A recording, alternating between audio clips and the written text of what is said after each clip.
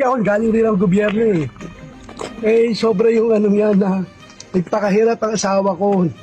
42 years in service. Tapos ayan ang nangyayari.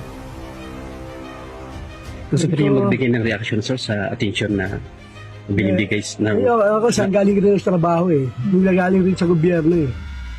Kaya nga lumabas ako sa gobyerno eh. Sir, gano'ng kasakit sa pamilya niyo na naantala pa po yung pagpaproseso po sa bangkay ng asawa niyo? Ayun nga eh, nandito kami para ano eh. Tapos ang dami pa nilang requirements. So, ganun ba yung nagdudusa na kami tapos ito mga ramdaman mo, pahirapan ka pa. Pero sir, nakikilala niyo po yung kapag ng asawa niyo? Oo, kilala na anak ko, kaya bigay kami ng waiver. Ano pa gusto nilang punto? Okay. Na para patunayan, gaano katagal kami nagsama ng asawa ko. Naniniwala po kayo aksidente po yung pagkakaroon? Oo.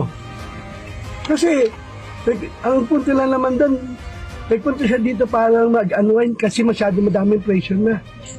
Okay. Kasi kaugnay po yan nung sa flood Oo, control. sa flood control. Siguro, kasi hindi kami nag-uusap tungkol sa ano eh. Sa kaso ng flood control, hindi ka nag-uusap na pag yung kaso, yung isang kaso niya na sabi ka eh, may attorney ka, ibahala yung attorney mo mag-ano. Dahil kami yung mag-asawa, iba yung nandun.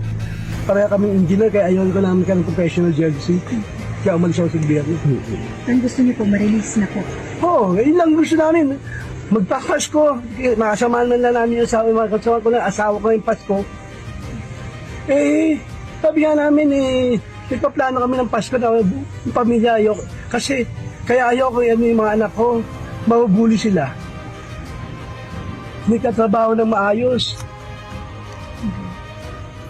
Ngayon po, sir, ano po yung mga document